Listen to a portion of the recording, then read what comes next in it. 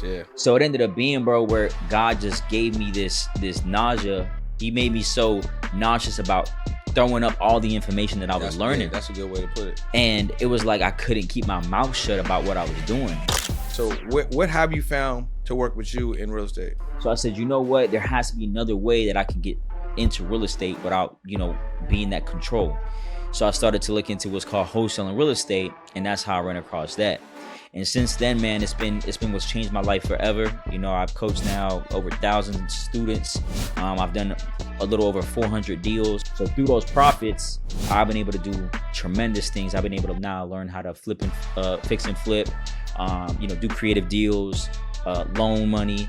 Basically, I'm vertically integrated into the whole real estate side. What are some of the intangibles that came out of you being locked up? So first and foremost is understanding that just as quickly as God gave it to you, God can take it away. And I started to do things where it's like, man, you know what? If I had to sit behind those bars for 15 years, besides Gucci, Louis, Rolexes, and a bunch of followers and cash in my bank account, what did I actually leave behind for my family?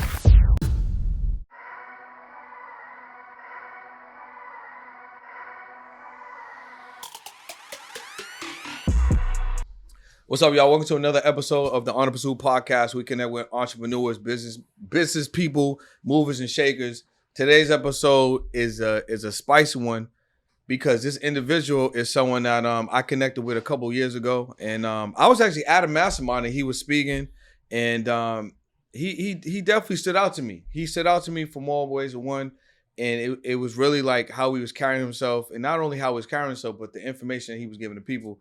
And this is someone that listen, I don't know if he's on the fashion side, I don't know if he's just on the business side, you know what I'm saying? But he gets busy on both sides.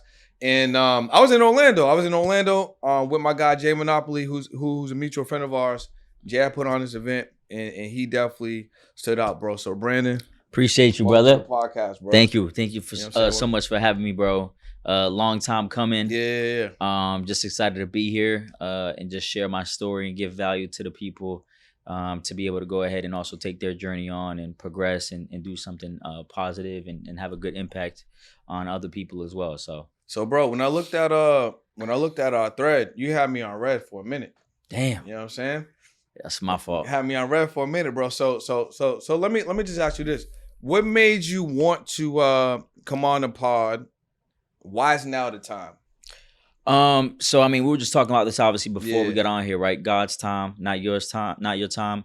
But in all honesty, I saw somebody else that you went ahead and did a podcast with. Yeah. And you look like you the pod goat, you know what I'm saying? Out here in Miami. Yeah.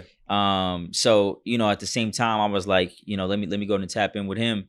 And then obviously I saw that you hit me up. And then when you told me about the event, I was like, oh, now I remember. So it kind of put two and two together. But, it's all about connections. And sometimes it's just how it goes. It's timing. It's just timing. Yeah. So like I said, just really excited to be here, really excited to make it happen. And for some odd reason, God didn't want me to do it then. But obviously he wanted us to do it now. So let me ask you this, because I think that's what you just said. Now you said God didn't want us to do it then, but maybe now's the time. Yeah. So last week I got baptized. Right? Yeah. And before I got baptized, a couple people that I know that been baptized. Yeah. Or maybe they've been on their walk with God maybe a little bit more intentionally than me at the time, or they've been on it a little longer, or whatever the case may be. They was like, yo, when you get baptized, watch how your life change. Like they were like, I could feel it. Like they meant that. Yeah, like, yeah, right? yeah. They was like, just watch, right? Yeah. And I'm not saying I didn't believe them, but like the conviction was there. Yeah. And then I'm like, well, what am I watching for? In my mind, I'm like, well, you know what I'm saying? But it's been 6 days. Right? It's been about 6 days. And just this week alone, I could say I probably made the most money I've made in a week. You know what I'm saying? Ever this week. And certain individuals I feel like I've been connected to this week. Yeah. You know what I mean? Yeah. And let's say you're one of them. Relationships. Yeah, 100%. So I think that, and I believe if you don't have a relationship with God, I don't think you would understand. I don't think you would understand. Yeah, it's one of those things like you just said that you just kind of feel it. Yeah. And that's where my thing came from, sponsored by God. I started to do things and I started to see my life just transform. Mm. And when I first started my coaching business, I didn't call it a coaching business. I was just literally putting out information about me starting my real estate journey. Mm. And it was crazy because I come from the era or the time where it's like you learn something and it's working for you. I'm not telling nobody else. Why would I tell you how I'm making money, right? Facts, yeah. So it ended up being, bro, where God just gave me this nausea. He made me so nauseous about throwing up all the information that I was learning. Yeah, that's a good way to put it. And it was like I couldn't keep my mouth shut about what I was doing. Mm. And it was crazy because a lot of the times, you know, I have family and this is just how I was raised. Like, hey, if something's going good for you, don't tell everybody. You're going to have that negative energy. Yeah. You know, you're going to have people mess up your vibe. You know, it may not go well for you, whatever. And it's just, I had that motion where it was just every time I did something good or I was making a step forward, it was like I had to go strictly to the camera, right? Like I went from MySpace, bro, to Instagram. Yeah. So I had a whole period of my lifetime where I didn't have no social media. And essentially after I started looking at my life and I started, you know, coaching people and telling people, there were some people that really took action, followed the framework and it worked. But then there was some other people that followed the framework and it didn't work for them. And I was like, what's up, guys? Listen, if you want to go ahead and get started in real estate without the hassle of going ahead and quitting your job, right now I'm actually hosting master classes on Thursday and Sundays where I'm going to be showing you exactly how to go ahead and leverage AI to do most of the work. Now, the cool thing is that those days of driving around looking for ugly properties or calling hundreds and thousands of people are close to over because of AI. So once again, if you're interested in getting started in real estate, and no, this isn't fixing and flipping, it's not Airbnb or having a rental portfolio or having a fix and flip, go ahead and go to the link in my bio at www.ai real estate masterclass, and I'm gonna be showing you guys exactly the steps from A to Z to go ahead and get started. Make sure you tap in. Let's get it. I don't know what to tell you. It worked for me and it keeps working for me. And that's where it came about, where if you look at anybody's life, man, you'll start to figure out how blessed we are and how we're all sponsored by God. It's not luck, right? And that conviction and those things that are happening to you, that person won't really be able to know until they go through it. Nah, that's a fact. You know what I'm saying? I can't even explain it to him. Yeah, it's just one of those things that you just know. You feel it. Like you feel like you glowing. Yeah. And you feel like at the same time, not a form of like being invincible, but you feel like you have protection and you feel like as long as you're moving towards a positive, you know, trajectory. Because a lot of the times people got to understand, bro, is that speed is not important, just direction. And right now you directed your life in a positive way where you said, you know what, I'm going to align myself with God, and anybody that aligns themselves with obviously what we believe in and how we should, you know, live our lives. And as you're seeing it right now, in 1 week, you've made the most money. I mean, I know you was in Atlanta yesterday. Now today you in Miami. I was trapped. I was trapped in Atlanta yesterday. Yeah. And shout out to Rob. We just met this guy Rob who chartered jets. I'm telling you, if I would have met him like 48 hours earlier, I would not have been stuck in Atlanta. Yeah. But like you shared, and I'm just using when I say the money for people. I'm just saying that, right? Just to not even to make anyone feel away. I'm just giving y'all something that might be tangible, because it's another thing. So one of my biggest things is also relationship capital. Yeah. So like getting in certain rooms, building with certain individuals, sitting down, having opportunities to converse, or just seeing how things are being aligned and moving. Those are also things that are also happening. But of course, when you say money, it gets people's attention. Yeah, so they can pay attention to that. So, and that's, I mean, and I wanted to add to that, right? Like, you know, you're like, man, I don't know if he on the business side or the fashion side. Once again, I wear this because I know that I'm in competition with Lamborghinis, with girls twerking on Instagram. And at the end of the day, this is a game of eyeballs. This is a game of marketing. And your resume is your marketing of yourself to corporate America, to the marketplace. Well, this is my resume to be able to capture that one person, that was me 5-6 years ago, that all I was doing was trying to, you know, learn and trying to follow what rappers did, or, you know, trying to always be, you know, in the mix of what was going on in the culture. And if it wasn't for that one person that just captured my attention because they talked about success and they looked like me, I probably wouldn't have been here today. So yeah, bro, that's really how I felt when I seen you the first time, right? Like you said, you wear what you have on as a form of marketing. Yeah. Right? Form of marketing. So to me, it doesn't matter, right? Mm-hmm. To me. Now, other people is, certain things are gonna pick up. Now, there obviously are certain things I'm gonna gravitate towards. The reason why I'm saying this is because when I saw you a couple years ago, it wasn't necessarily what you had on that stood out. I feel like it was the energy and then the information and then obviously the presentation, right? I feel like one of the main things that people tend to not lean more into is speaking. So if you have value, which you do, and you're able to package that value up and convey that value clearly and concisely with confidence and conviction, and you can do it in front of people. We're doing it on a podcast, but if you do it in an elevated fashion, like on a stage, you're going to be able to connect with individuals. 100%. Right? You're passing off your knowledge base in real time for someone to capture and catch.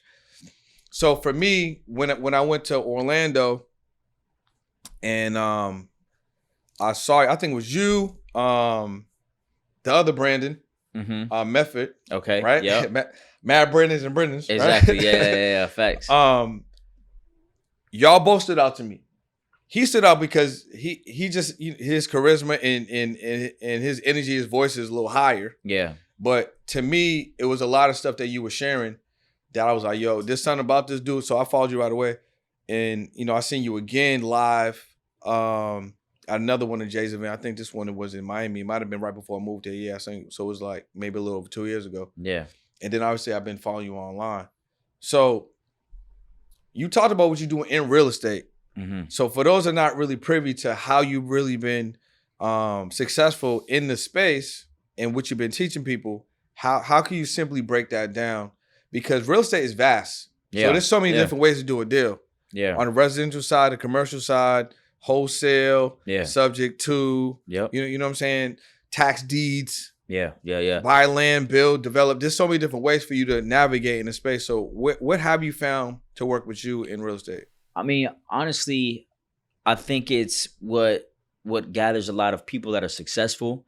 I just found the best way to be able to connect to people that have a major problem. And I think that, I wouldn't have stumbled upon that if it wasn't for becoming a realtor. So essentially what ended up happening was that I was doing, the whole American dream, or I would just say more like the immigrant dream, right? Because a lot of times we're indoctrinated to work multiple jobs. So, my family, I started off basically as an apprentice barber. So I used to clean the barbershop. And then I wanted to, learn how to cut hair. I want to stay fresh. I was like, you know what? Every time I asked my mom in high school, middle school, can I get something for my haircut or whatever? It was always, prices are going up. So I said, you know what? Let me just learn how to cut hair because I didn't know what I wanted to do in my life. That was definitely pre-Miami prices. Yeah, for sure. She wasn't. You wouldn't have had no haircut out here. So after that, it ended up being that I started to look at what's called my earning capacity, and I started to look around. And most of the barbers, no knock on the barbers, I love the barber industry. I feel like it's an art. I feel like it's definitely a great career. But I started to notice that I had to spend more time either to make more money, to put more hours in, or B, I had to go ahead and up my prices. But it's very difficult to up your prices if your competitors are right next to you, right? And it's very hard if you're trying to get away from that to be able to spend more time cutting hair to make more money if you want to go and spend more time with your family. So then I looked at the third option, which was essentially becoming an owner. But most barbershops that I went to, the owner was still cutting hair. So I started to look at how much money could I really make, and I honestly had like a little bottleneck. And I said, you know what? Let me just try the college thing out. So I went part-time with that, only cut Friday, Saturday, Sunday. And then after that, I started going to community college. And just like a lot of people, I didn't know what I wanted to do. And in my little city in Orlando, basically a lot of people that got a job at the hospital because a newer hospital was really up and coming and it was good, you kind of made it. So I started volunteering and I started going to school to become a nurse. So I'm doing my AA, my prereqs and all of that good stuff, or at least trying to. And after 4 months of volunteering at the hospital, they hired me as a patient transporter, making $9.50 an hour. And I was happy, man. I was like, man, I got scrubs. I got a badge. I got to come into work. I got benefits, right? And this is what society does to keep you all indoctrinated to their system, because a lot of people, they won't quit their job because of benefits, because of dental, because of the pension and the 401k, whatever it is. They don't realize they can just get their own benefits. Yeah, a whole bunch of scams. So And it ended up being that I was going to community college Tuesday, Thursday. I was working at the hospital Monday, Wednesday, and then I was working at the barbershop Friday, Saturday, Sunday. So I was really busy. And I was living at home with mom and grandma. I was raised by 2 single women. And it ended up being that one day, bro, I'm at Publix and my grandma, and I were doing some groceries. I'm like 20, maybe I'm 20, I think 25, 24, maybe turning 25 around there. And she goes to swipe the card, the groceries, and it declines. And the guy behind me, he's like, "Oh, it's okay, I'll take care of it." And he ends up paying for the groceries in front of me and my grandmother. And I said, from this day on, I will make sure that no other man ever allows to go to make sure that me and my family eat.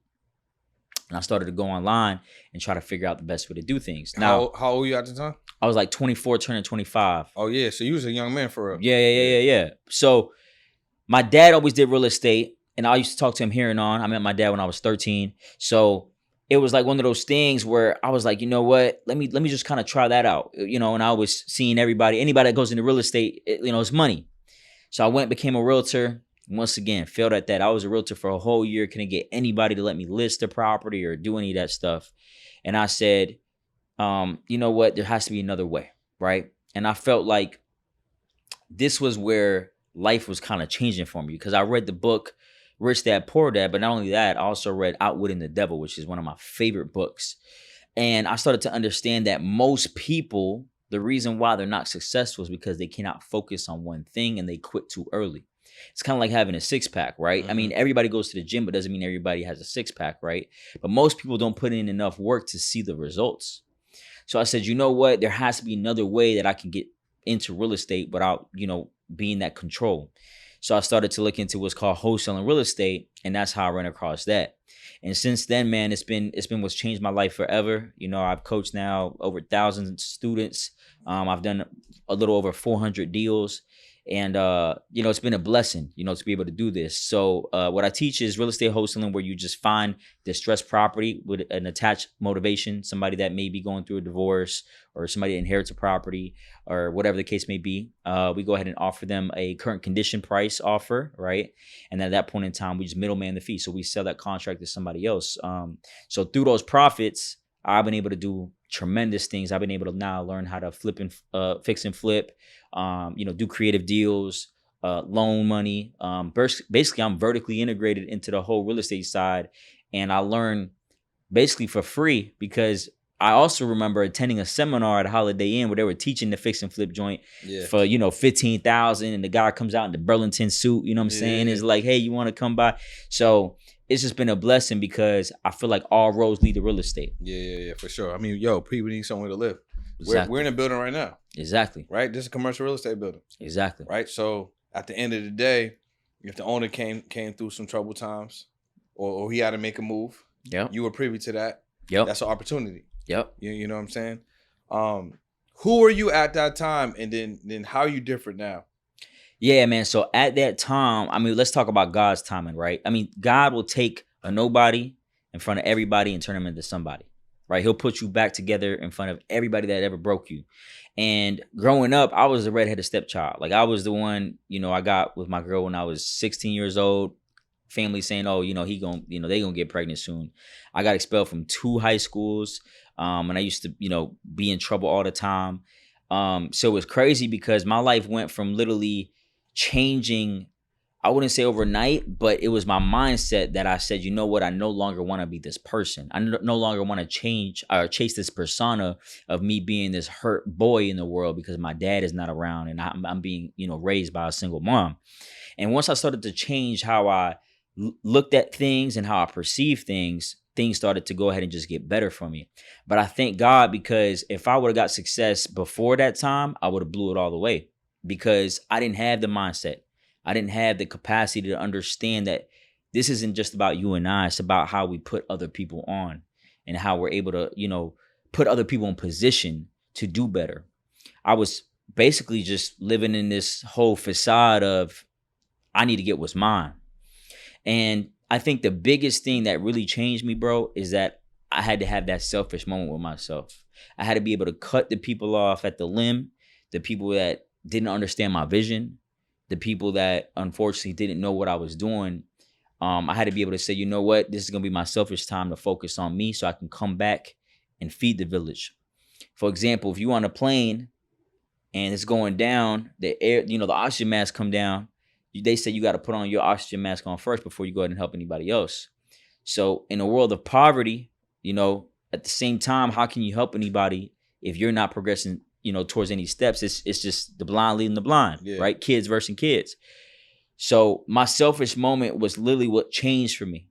And then my rich dad ended up coming along later on in life, which was a mentor to me. And it wouldn't have never happened if it wasn't for my mindset. And I know it's really, really cliche because people tell me, hey, how did you get here? But mindset is what changed everything. And not only that, it's also understanding that relationships are super important, like super important. And if I can just get in front of 10 people a day, a week, whatever the case may be, and have new conversations, I promise you I can always make money. That's an interesting perspective, bro, because like you said, the mindset's cliche. Yeah. There's tons of people that are probably tuned in, watching, or listening, and obviously people that you know. Yeah. How does one go towards changing their mindset? Because this is the thing, right? So you mentioned the success that you've been able to accomplish and what people perceived. Yeah. But people want that right now. Yeah.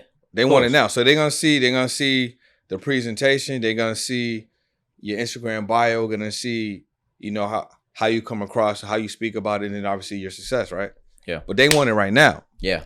But what are the steps that one may need to go to if they are serious about changing their mindset? And then what does that actually mean? Yeah. Because I want people to understand, like, the things that you may need to not only pursue, but give up or sacrifice or limit if you're really looking to rebuild or have a different mindset. Because you can't just go out and look to acquire something thinking the same way that you think. Yeah, no, you're not going to be able to hold on to it. Yeah, so, I think first and foremost, let's go ahead and talk about, right, what mindset is, right? If you break down the mindset, it's your mind is already set, right? So from little kids, our parents have shown us how to become these people, and when our mind has been set a certain way. So for example, I don't know about your background, but I know you say you're from Boston, but like growing up, I didn't know financial literacy. I wasn't taught credit. Yeah, me. Nobody in my immediate family had home ownership. I come from Queens, New York, where all me and my cousins, we out of the same apartment. So you have to understand that when your eyes aren't horizoned into bigger and better things, it's not your fault, but it is your fault if you keep choosing to not look for that. So you have to really go ahead and reset your mindset to understand that there's different things out there. There's bigger things than just your little city in Atlanta or your little city in Houston or just Queens or the Bronx. You got to look at the horizon and how you can really get ahead. So what I learned, Brent, is going to be that opportunity is the most expensive thing in life. So every time that you miss an opportunity, that's your trip. And I noticed that every time that I saw afterwards that I saw an abandoned house, I could have been making money. It's just I didn't know how to identify that opportunity. So you have to be, in a sense, an opportunist to understand that's the way to make money, or that's the way to be able to solve a problem, a big problem. And at that point in time, I can get paid for that value, right?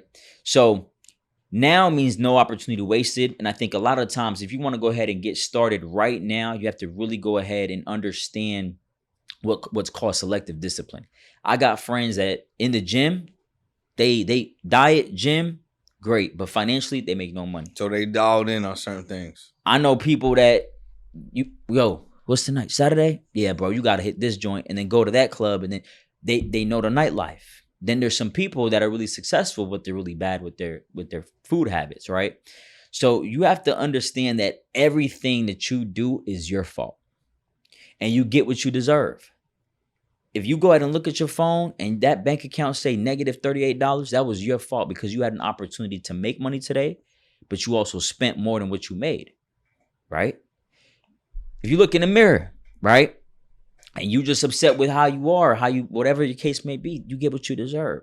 So I'm a big believer in really going ahead and having an action plan. And that's what I see most young entrepreneurs having is that they don't have an action plan. They say they want to go ahead and start a t-shirt business, and the first step they think is getting an LLC and getting business cards without understanding how you're going to get to that, maybe that first client, right? How you're going to get to that $1,000 a month, right? How you're going to, what is the website? What is the logo? What is going to be your unique selling point to be able to outbeat your competitors, right? So number one, once again, is identifying opportunities and really looking at that earning capacity to say, okay, I want to jump in this field because this field is unlimited and I can make as much money as I want to. Number two is talking to yourself and holding yourself responsible and understanding, listen, I need to have selective discipline and knowing that even though it's Memorial Day weekend, I need to be working. Yeah, fact. Because if you look at the calendar, B, right, check it out. Isn't it so crazy how there's a holiday every 4 to 6 weeks to keep people at bay from not really understanding or seeing what's going on in the workplace? 100%. And we excited about it. Yeah. So the crazy thing is, right, St. Patrick's Day, how many Irish people are really going ahead and taking off and drinking that day, right? Cinco de Mayo, how many people are really Mexican that are actually celebrating that, right? Memorial Day. There's some people right now that's going to be celebrating Memorial Day, don't even know what it stands for. Labor Day weekend. I see people all the time, right, having fun on Labor Day weekend, but they haven't worked in 3 months. It's Labor Day weekend, meaning that these are for the people that obviously have labored. So if you look at it, right, the holidays are built to keep us at bay. And that's what I started to understand is I'm a single child. Why can't Mother's Day be every day? Right? Why do I have to wait for Christmas to be able to gift my family? Why can I right now, me and you, go to Poppy Steak and feast? Why do we have to wait for November 25th? So when you start to look at these things on how society keeps you at bay and how they keep you in poverty, you start to understand that these people are not for you, that you got to go ahead and be able to vet for yourself. I remember, bro, when I started getting into credit, because I wanted to get into more properties, I went to Navy Federal, and off rip, they gave me $25,000. I got the flagship and I got the Amex. I went ahead and got a business credit card. I had to go through an array of problems, and then they gave me $10,000. They don't want us to be business owners. They don't want us to be able to control our earning capacity. They want to keep us at bay, and they understand what debt is used for, right? So that's what I would say is really getting out of this matrix and understanding that you got to get it out the mud, and you have to start hanging around people that are really doing it, but doing it in their way and solving a big problem in the marketplace. And your job is to go out there and find those people. So you said you met your dad when you was 13. 13, yeah. Is he still in your life? I would say for the most part, we have a decent relationship. You know, I wouldn't say that I see him as a father. I see him as a dad, you know, somebody that I respect, somebody that I appreciate, you know, that God has allowed me to, you know, have in my life. But I think that sometimes, you know, a father, to be called a father, you have to, it's actions. Yeah. You know? So you were raised by your mom and your grandma? My mom and my grandmother. Yeah, those are my heroes. So I was raised by my mom and my grandmother too, and I'm a single child too. Mm-hmm. I do have brothers and sisters on my dad's side. We didn't grow up together, so I was really raised as a single child in a house full of women. You know what I mean? So a lot of the things that you just shared, right? Mm-hmm. And if people are listening to your meeting for the first time or they've watched your journey, there's certain things that you share, and then how you carry yourself. There's clearly a maturation process that happened. Mm-hmm. What do you think a man is, and then when do you think you became a man? And also, where did you learn your discipline and accountability from? Because ultimately, like, if your dad wasn't in your life till 13 and you don't really consider him as being a father in your life, there had to be something that occurred, right, that contributed to you maturing, right? And then you also deciding that, you know what, being a man is this, these are these things. I'm gonna go out and you know, become these things or acquire these things, like these tools. And I'm not gonna do these other things. So what was that, and when was that for you? I mean, I think that man moment was at that supermarket where, you know, my grandmother's card declined, and another man ended up paying for the groceries. And at that point in time, I said I would never have nobody else dictate whether me and my family eats. But I think a man is someone that understands that it's not only about them. It's about pushing the generation forward. It's about the legacy. It's about being able to lead by example and not being selfish in a way to where boo-hoo me, right? I think that right now in America, there's a lot of masculinity just get down. You know what I'm saying? There's a lot of house husbands out here. There's a lot of people that... You were saying when becoming a man, there's certain things that you identify with. Yeah. And then you talk about that maturation process. And then for you, it was at the grocery store. Yeah. When somebody else paid for our groceries. Took care of your family. Yeah, right. Exactly. And you was like, that moment was like... Yeah, no, I mean, at that moment, it clicked for me because you have to understand that right now, if you living at home with your peoples and you're not taking advantage of the fact that you're only paying your phone bill and your car insurance, and you're not trying to learn a high level skill set, that's not no manly move, right? If you still thinking that your homies is gonna be there for you, and you got the game all messed up because you going to the club to try to impress people, or you trying to live day by day, that's not being a man. A man is understanding that you have purpose, that you have to make impact, and that your job is to reproduce and make sure that your kids and the next generations live on in a better position that you were before. You have to lead by example. And, obviously that's something that my dad wasn't there for. So I wasn't able to learn those things, but I started to learn those things as I got my gifts and my talents from real estate wholesaling, as far as becoming a coach. And I feel like every single time that somebody ends up, giving me the opportunity to coach them and learn from them, whether if it's in a free webinar or they've paid me thousands of dollars, I do feel like it's my calling to make sure that I lead as a man, to be able to say, hey, this is what you should do to be able to help your family. If that makes sense. No, that definitely makes sense. So and not to cut you off, right, but to say this too, you have to understand, bro, that right now, if you have a skill set or you're good at something and you're not telling other people about it, you selfish, because God wouldn't want that. Because right now, there's going to be people watching this podcast that if I'm not talking about my journey or maybe giving some tangible steps, they would have not got started. And in 10, 15 years, because of this podcast right here, somebody went ahead and made 6, 7 figures.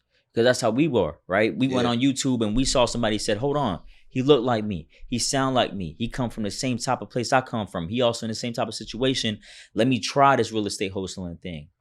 Boom, it works. Then you run into him at Aldi's or Publix. You're like, man, I watched this podcast with you and B, bro, and I ain't gonna lie, that's how I got started. And now, I'm driving the Urus.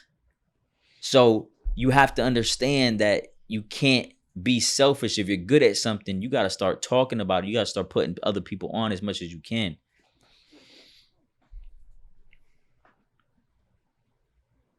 You just had me thinking for a second. So the person you are right now, everything you've accomplished thus far, you're still a young man, right? What are some of the challenges you're having now? Mm-hmm. And where are you aspiring to go? Because at some point, who you are now, you wanted to become that. Of course. But this is who you are now. Yeah. But you're still a young man. You still got a lot of life left. You still got things like you shared with me offline. You're not a father yet. You're not married. So those are still chapters that, if that's what you want to check, you want to cross those. So what are some of the challenges you have now as an entrepreneur? Mm-hmm. That's successful, that's leading, teaching, training, right? That has a family. What does that look like? Mm-hmm. And what's that next step? Yeah, I mean, I think that's a great question, bro, because I think it's always understanding that you got to stay on track. It's being reminded about your purpose and your goals. You see, online, sometimes things can be perceptive as, things are perfect and everything's going well for you. But things aren't always like that. Most of the times in business, you're actually getting beat up every day. And I've said this before and I truly believe it. I feel like there's nothing harder than being a male minority entrepreneur, because as a minority, obviously it's very difficult for you to get your step in.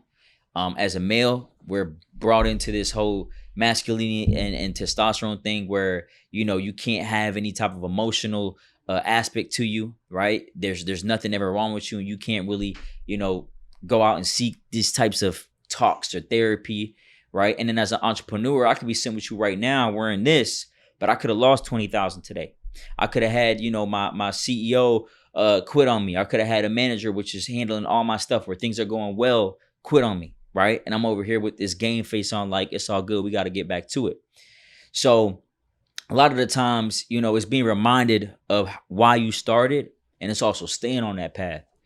I talked about this recently. Last year, I ended up making a high school decision.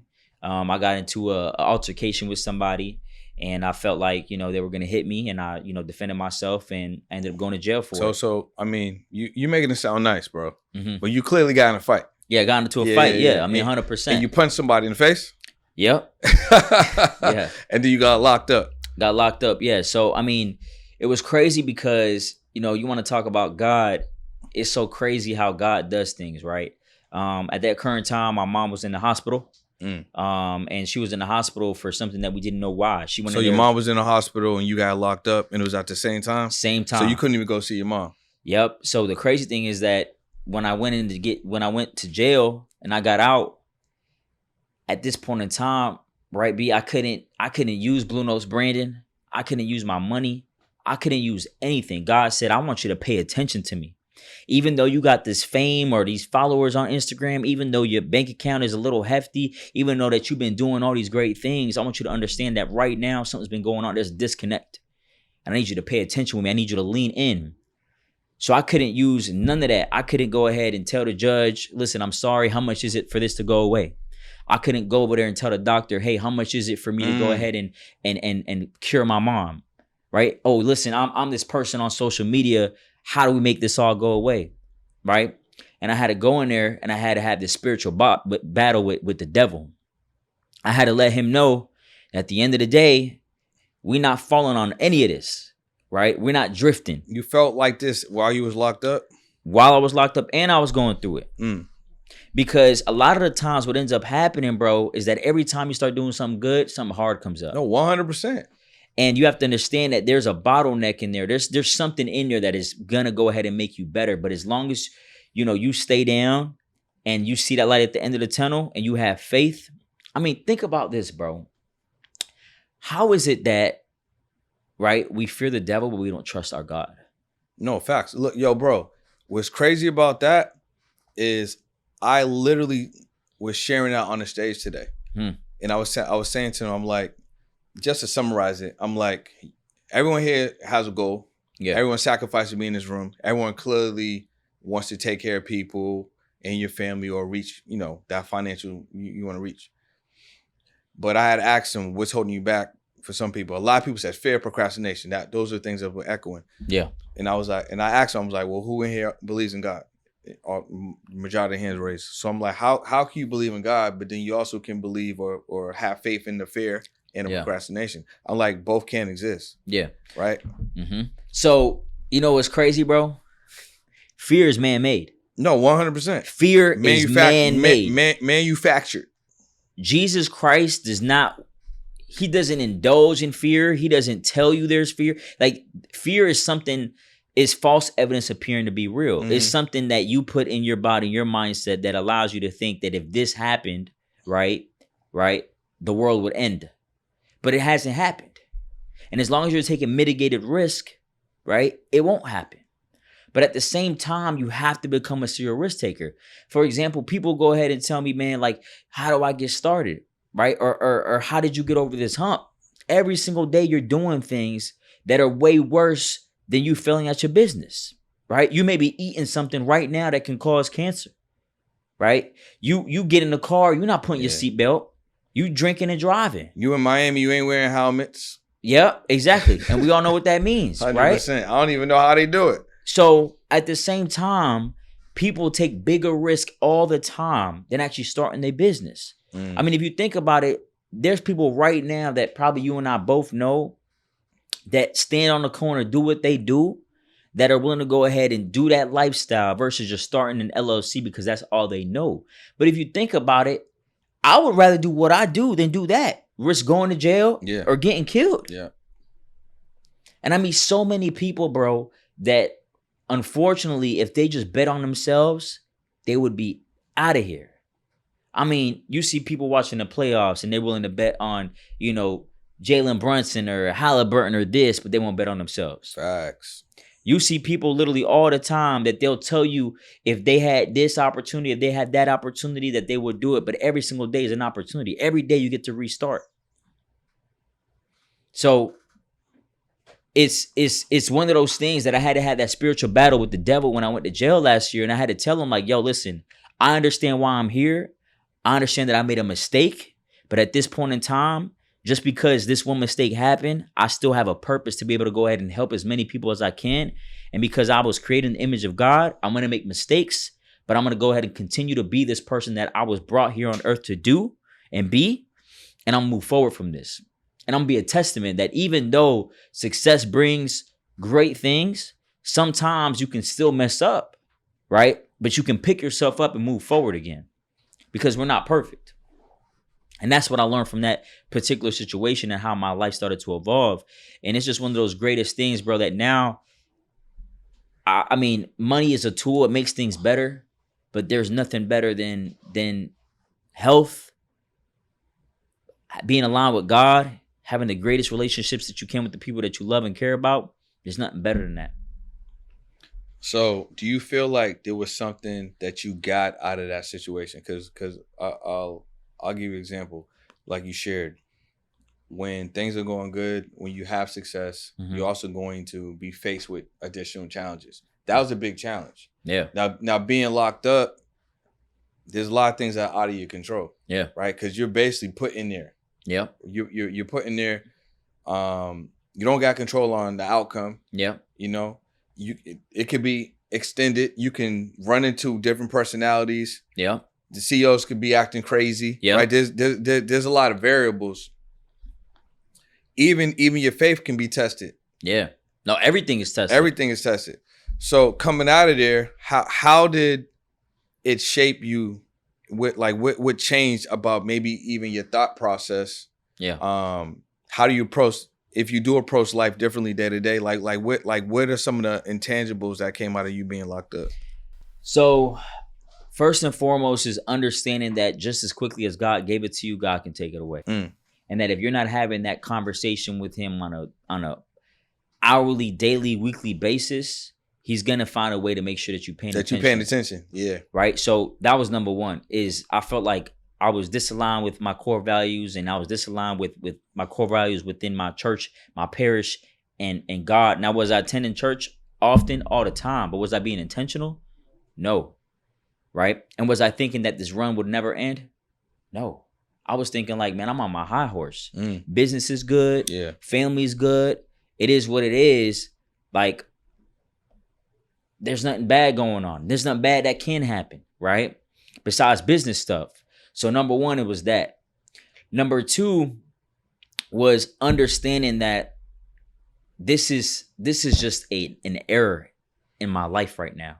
What I mean by that is that Bluenotes Brandon, the persona, the person I am, right, on social media, this is just an error that I have to make sure that I'm also building, for my future. And what I mean by that is spending more time with the people that I do love and care about, because you understand this, bro. Being this person on social media, this is crazy. It can be crazy with time. Yeah. You on podcasts, you on here, you on there. Bro, I didn't even eat today. Exactly. So, it ends up being that sometimes you end up putting people that you love on the back burner. You can't confuse people that are around for the people that have always been there for you. So I started to understand that, I got to take more time to focus. Even though I'm building this legacy in this village for us, I do got to pay attention to the people that's in the village. Yeah.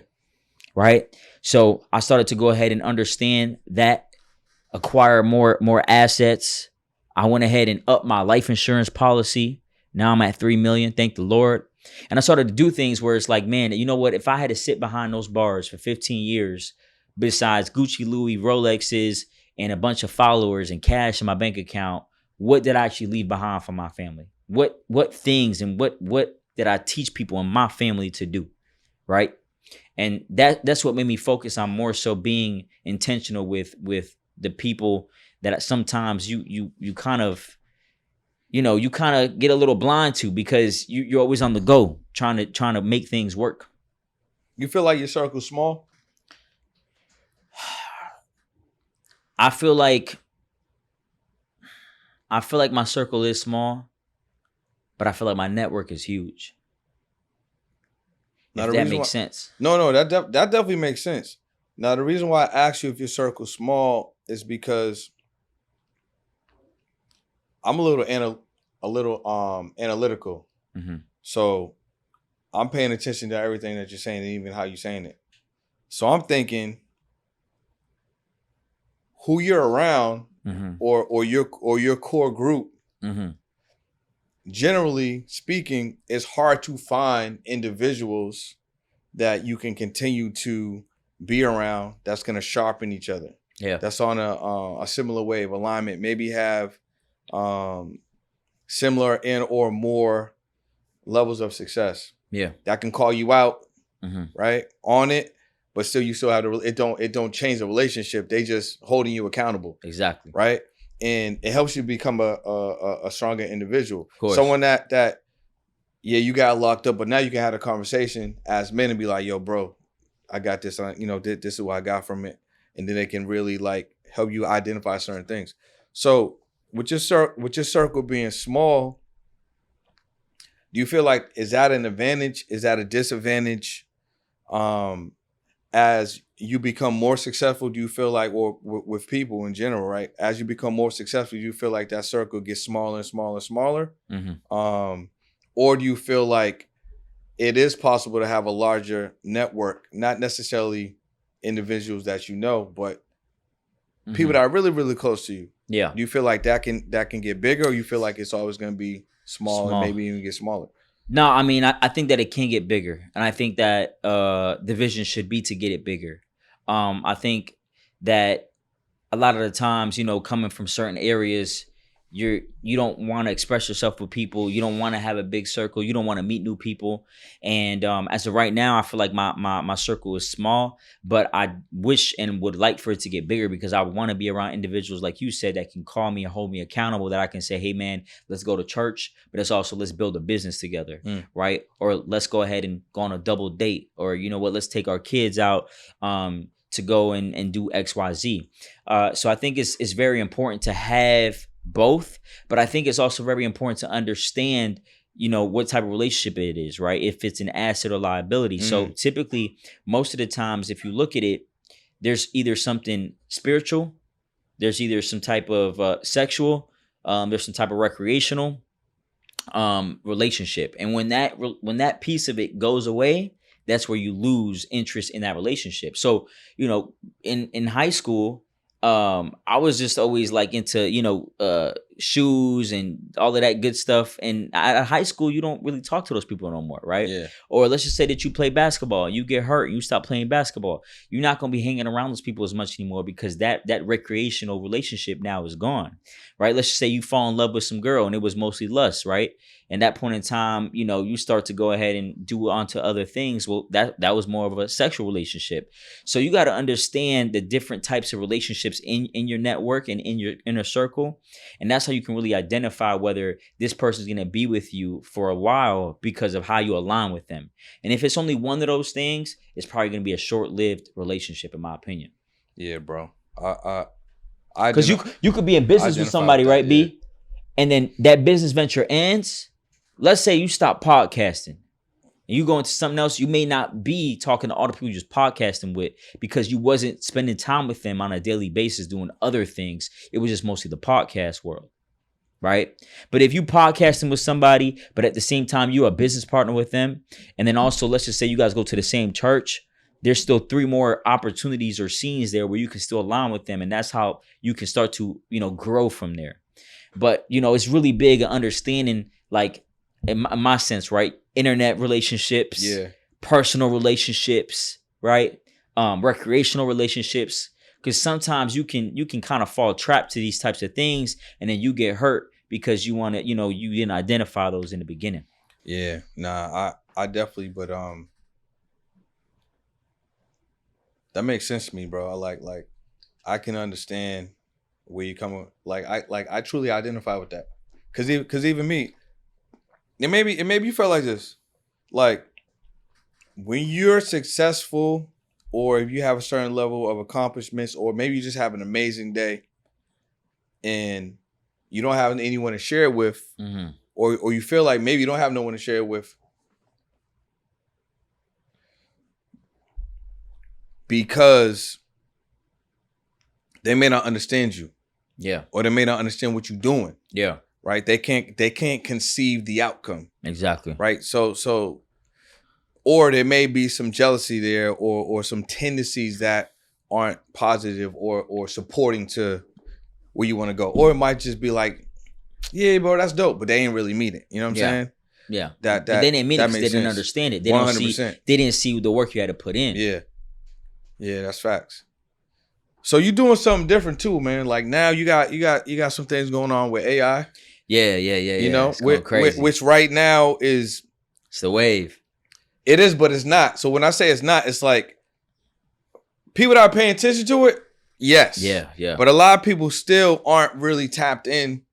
So share what you have going on with AI. Yeah. And you clearly got some excitement around it. So break that down for us. Yeah. So like I said, man, I've been a real estate investor for 7 years now, an entrepreneur. And when I first got started, I remember my first deal, man. I used to go ahead and go to Staples. I used to get the paper. And then I used to go ahead and print it out on my computer at home. Then I go back to Staples and cut it out. So I would have 4 different postcards. And I would go ahead and send that out to tax delinquent properties. I would send it out to like probate properties, different types of people where we thought they would be motivated to want to sell at a discount. And as well, at that point in time, we was driving around for dollars, which is driving around looking for ugly houses. Now with AI, most of that stuff is obsolete. Like you don't really have to do a lot of that stuff. So before, where you were basically, my mentor, OG, I used to get with him, drive to his house, and do all those types of things. But sometimes he wasn't available. Maybe more day weekend or nighttime. When you first get started, you just all invested into trying to make this money, right? You I remember when I was so infatuated with real estate wholesaling, I used to look at every YouTube video, every article, and I used to try to hit him up. But now with AI, bro, we have it to where we've built a mentor for you 24/7 that will help you answer any question that you need when it comes down to the process and the doing. So it's like Bluenotes AI? Basically. So it's actually called the AI wholesaler. And essentially, I'll kind of give you the wraparound of how it works. So right now we're using AI to help us pre-qualify leads. So we have AI that essentially, if we have like direct mail, it can go ahead and help you through text or voice, pre-qualify those leads without you obviously having to physically take those calls or take those text messages while you're at work. But number 2 to that is, for example, if I'm going into a Boston market, the first thing that I do is I teach reverse wholesaling, is understanding your avatar and then finding the deal. Because a lot of the times I get flooded with DMs where people hit me up as like, yo, I got a good deal under contract, but nobody buys it. Well, if nobody bought it, it's not a good deal, right? Because something's only worth what somebody else is willing to pay for it. So with AI incorporated, it used to take me about maybe 90 minutes to do market research, understanding like the hottest zip codes, cash transactions, fixing and flipping activity. Now with AI, that step can be done in 4 minutes, right? Pulling the list, right?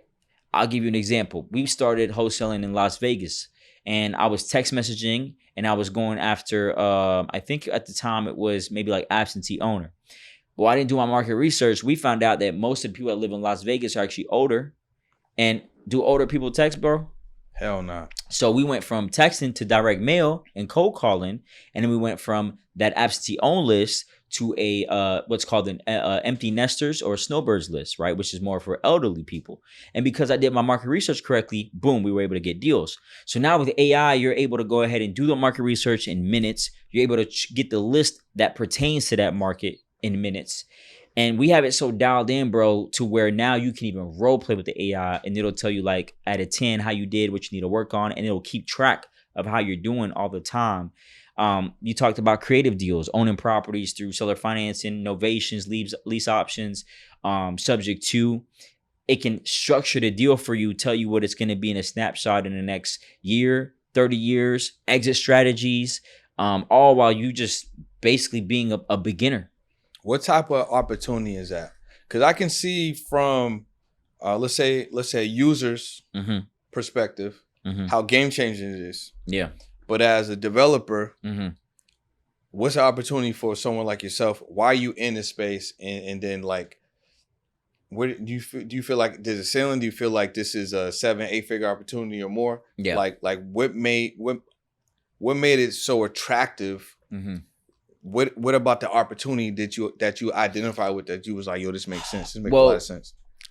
You probably hear this often: success loves speed. Yeah. Right. And I think that once I started to get into myself into real estate wholesaling, it was always, how can I go ahead and cut overhead where it comes down to my cost per lead is lower, as well as the churn or the overturn, the burn of having to hire and fire people, because you're always trying to be cost effective, which is why most of the times you hire people abroad, but then they end up either stealing your leads or not, coming into work, or, because it's a hard thing to cold call, right? They get burnt out, right?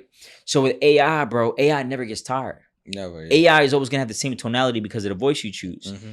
AI is not gonna call out on you, and they're not gonna go ahead and obviously steal your leads. So I think it's a great opportunity. Especially for the people that essentially are limited on time and are trying to transition from having that 9 to 5 or having those responsibilities, but want to go ahead and get started and start their own business. And what I love about real estate, bro, is that you win in life but lose on paper, right? Because of the tax depreciation. And let's just be real, bro. Like, people don't buy real estate, like the rich and wealthy, we don't buy real estate for the $300 cash flow, right? We buy real estate for tax depreciation, and instead of keeping our money in the bank, we keep it in real estate, because that's just the best way to do it. So if you think about it, a lot of the times, most people want to go ahead and get started, but they think they need huge capital. They think they need a license. They think they need to learn all these different things. But with AI now, you can truly do so without having to go ahead and quit your job or be able to put that family at risk, because they're relying on you because of that income to start your business. Because if you think about it, bro, if you can go ahead and just acquire 5 houses to where you're cash flowing, let's just say $500 each, that can replace most minimum wage jobs, right? Yeah. And not only is it replacing it, you have an asset. Exactly. So now it's growing in appreciation. Let's say you got 5 houses that in 20 years or whatever, right, the age of 56, 67, whatever it is that, they say you can retire at, are each worth $100,000. Most people, when they retire, have less than $200 and something thousand in their 401k after working 40, 50 years in the marketplace, right? So I think that this is the best way to do so and be able to do it with velocity, because most people do not want to get started because they're at risk of, losing that income because they need to survive. Yeah. And last to add to that, bro, America's on sale right now. Yeah, it is. Like, the economy and what Trump is doing to try to go ahead and offset what's been happening. Right now, real estate is going to take a hit for it. But I think this is what needs to happen for the rates to go down. And there's going to be a huge opportunity and a transfer of wealth to be able to go ahead and pick up these properties at 30, 40 cents on the dollar. Fire sale. Exactly. In certain areas. 100%. Yeah. Yeah. I like what you got going on, bro. Like, you're diversifying, but at the same time, you're staying in the vertical. You have to, bro, because when you're not focused on one thing, that's how you get flustered. Yeah, and that's what the devil wants. Mm-hmm. Going back to outwitting the devil, bro. Most people that aren't successful, most people that are just essentially, let's just say that every single day, that day-to-day life, that day-to-day grind, they're there because they cannot make a decision and stick to it. If you think about women and how long they spend trying to just choose an outfit, just imagine if they got paid hourly for that, right? If you think about just men on how they think about, well, you know what, maybe I'll do the military. But you know what, I seen this guy talking about drop shipping. Or you know what, I saw this guy talking about Toro. And they're not making the decision on a career choice all that time. That's what the devil wants you to do. So once you stick to one thing, that one thing can allow you to go ahead and become a millionaire. You don't need the 7 streams of income. I think nowadays, with technology, access to resources and information, and like you said, like people want to share. You can literally go on YouTube, obviously ChatGPT, Instagram, TikTok. People will give you information. They want you to have it. Yeah. So now there's really no excuse.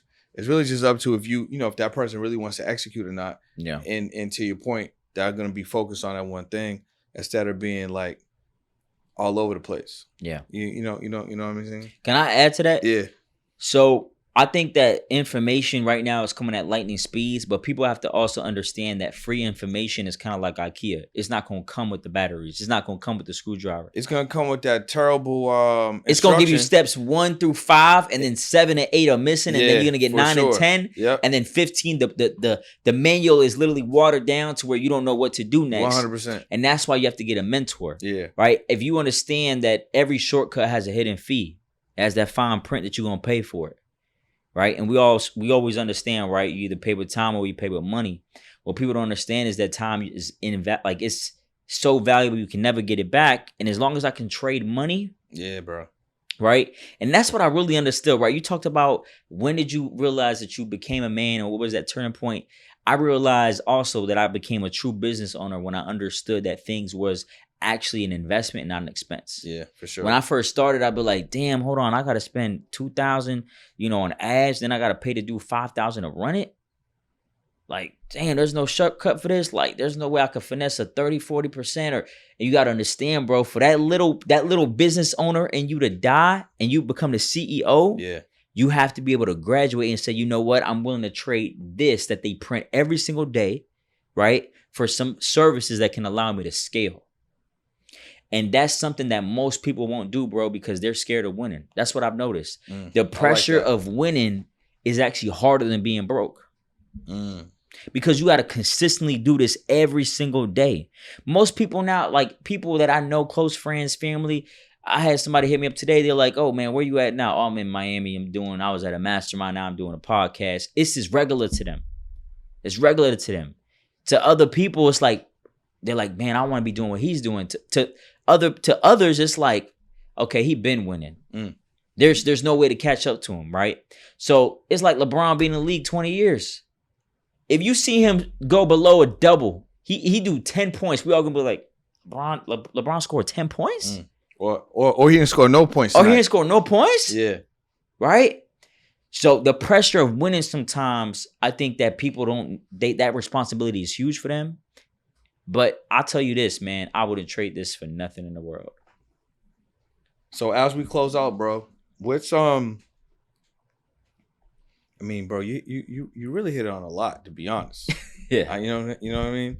But what's like one or two things that if someone had to take something from it, and let's say they didn't really watch the whole pod. Yeah. But you can encapsulate it in just this moment right here. What's one or two things that you feel like people really need to receive if they want to have some success or just change whatever they got going on right now? That's a great question. I'll leave it with a statement, bro. It doesn't take a long time to make a lot of money. It just takes a long time becoming a person willing to do it. And for me, thankfully, it didn't take a long time. And some people, it never comes. So what I would tell people is to make sure that book of your life is a good read, because one day somebody's going to go ahead and look back and be like, yeah, I don't want to read this book. Right? So that's what I would say, man, is just put your all effort into this. And I'm from Queens, New York. Get rich or die trying. I mean, what else can you really, what else is there to honestly do? Because money rules the world. And it's unfortunate, right? Like when my mom was in the hospital, if she didn't have health insurance, they would have kicked her out. If I was an entrepreneur, you imagine me being there, working 2 jobs, going to community college for 4 months, every single day visiting my mom. You think they would have kept me? You think they would be like, it's okay, we'll let you keep your jobs. We won't fail you out of college. They would have fired me. Nobody's here to save us, bro. When you buy that Charger, right? You can't leave the car lot without car insurance. But when you are born, you can leave without health and life insurance. Facts. It goes to show that nobody's here to save us. They don't really care about us. It's our job to make sure that we leave a footprint in this earth by how we treat people and how we do things, and to make sure that we impact lives and leave our families and our next generation in a better position. So that's what I would say. If you didn't watch the whole thing, you should go back and watch it though. I would definitely agree. I would, if you just catch it right now, hit that button, start this Jones over, cause B definitely went in with a lot of gems right here. What's one thing you want to ask me? Honestly, one thing I wanted to ask you, bro, was I feel like you're very composed, and I feel like you have a lot of control over your life. And I feel like many people, they're flustered, they're anxious. They don't know how to do that, right? They don't know how to keep at bay outside and inside. They don't have control over anything. So I wanted to ask you, it seems like you kind of mastered that. How did you get to that point? Were you always like that? That's a great question. I don't think no one's ever asked me that. Definitely was not always like this. Mm-hmm. But it goes back to me wanting to become the best version of me. I remember I was dating this Colombian woman when I was younger, probably within like my 20s, maybe like 21 and 24. Mm-hmm. And prior to that relationship, I was through a lot of death. Like my mom passed, dad passed, grandmother passed. Sorry to hear that. Aunt, uncle, great grandmother, everyone passed. So I became numb to death. So I was holding on to it. And then I didn't have anyone in my life that I could share. And I didn't have the guidance to know how to properly, process the emotions and express. So I held it all in, and I was doing things to kind of help me process and help me heal, but I was still holding it all in. So I used to take a lot of my emotions out, not necessarily just on her. Mm-hmm. And it wasn't like a domestic situation. I just couldn't control. I had a lot of rage. I had a lot of anger. You didn't know why. And I just couldn't control it. Yeah. So like we would get into like stupid arguments, bro. It'd be about nothing. And then I'll go take her phone, throw it in the forest. Yeah. You know what I'm saying? Or she'd be at my crib, and she lived in Rhode Island at the time. And I remember one day it was raining.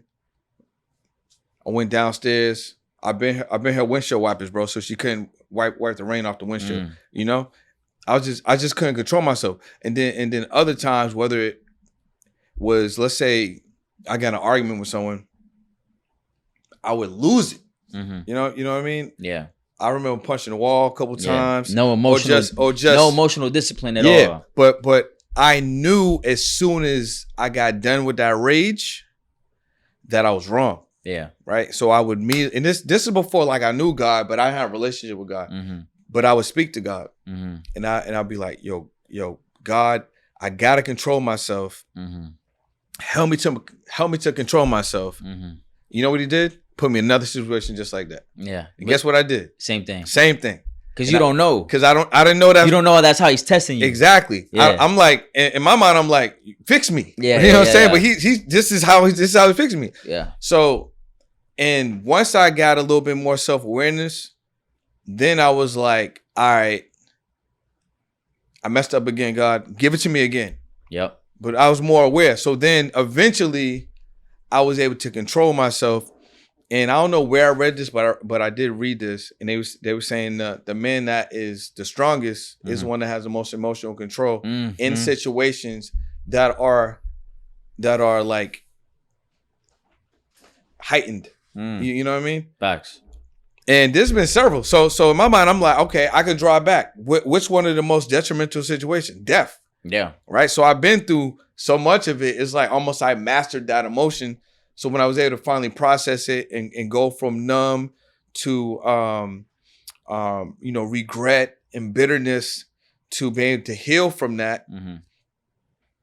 everything else was easier, bro. So car accident, like, okay, for example, I scratched my car a couple of days ago. It's my fault. Mm-hmm. You know what I'm saying? Mm-hmm. I never even tapped my whip, but I tapped it and I just laughed. Like, I'm like, yeah. Because what am I gonna do? I'm gonna get upset about that? Yeah. Right? Yeah. Or I got an argument with someone earlier about something that was small, but like because it's like if I get upset about something, the problem still persists. Yeah. But now I just created another problem. Yeah. Right.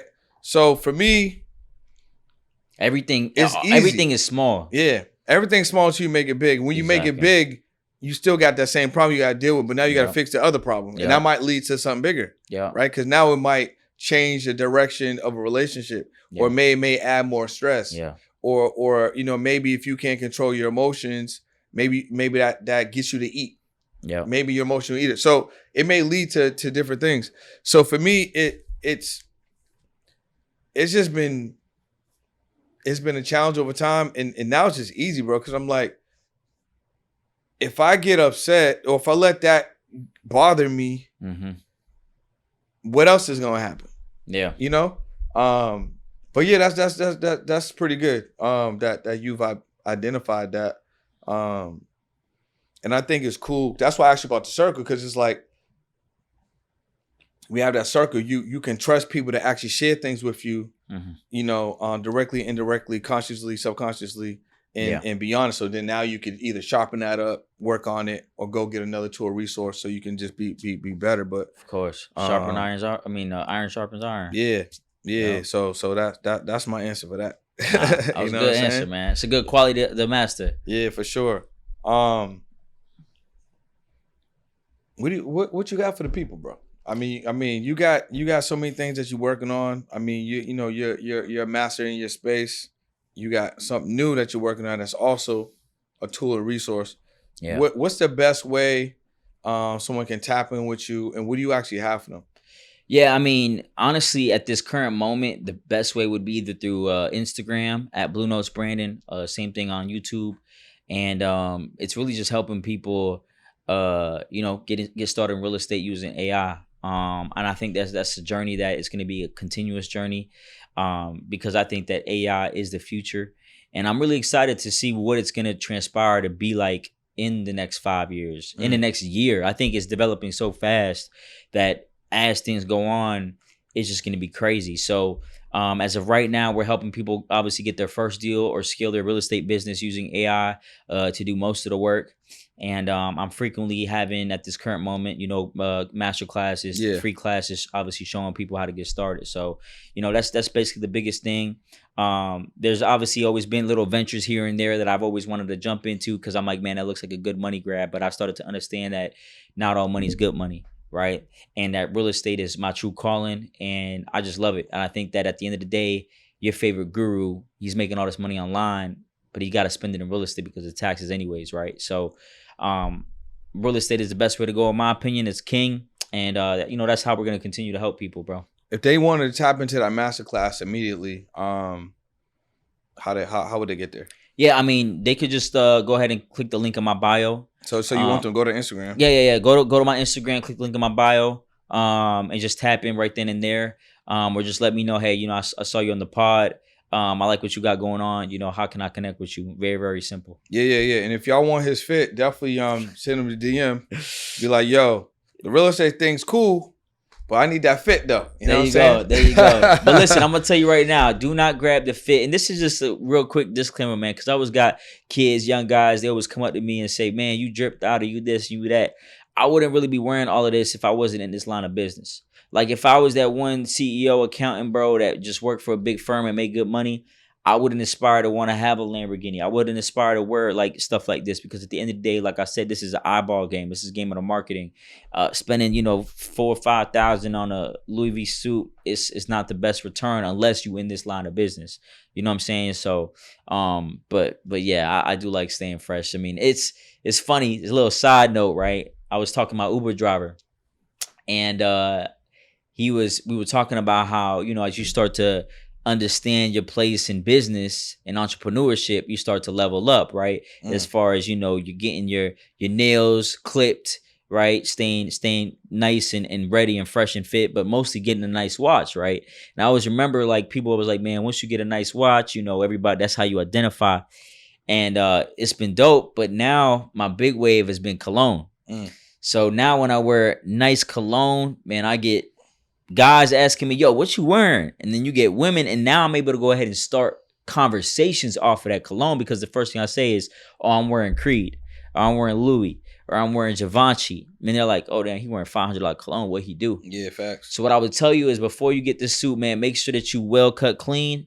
But most importantly, get yourself some nice cologne because people are going to ask you. And when they ask you, they're going to know that you're wearing a Baccarat that costs $450 or, you know, something crazy. And they're going to ask you what you're doing. At that point in time, that's how you can solve a problem. So, yo, we got another show. So we're gonna bring B back for the other show. We'll tap into the cologne. Matter of fact, you should bring some bottles. Oh, that's crazy. You know what I'm saying? Bring some bottles. We got something special for y'all. It'll be a part 2, but not really, because it's gonna be a whole different part. Yeah. Scheme, a whole different scheme. But today's been fire. Make sure you guys tap in, follow my Instagram, bro, and I appreciate you for making the time. Brother. Thank you for having me, brother. Bless. All right, y'all, look, I had to interrupt the podcast episode to break down this exciting community that you need to join. Why? Because you're a podcast, you haven't figured out how to monetize. Maybe you're someone that used to be like me, where I didn't really have anyone that can hold me accountable, nor did I have a group that I felt comfortable about, you know what, this is my tribe, I can grow. Well, listen, we put that together. Podcast school. I'm teaching you guys monetization secrets, accountability, discipline, how you get better with content. And this is just a group that you want to grow with. Click the link below, join, let's go.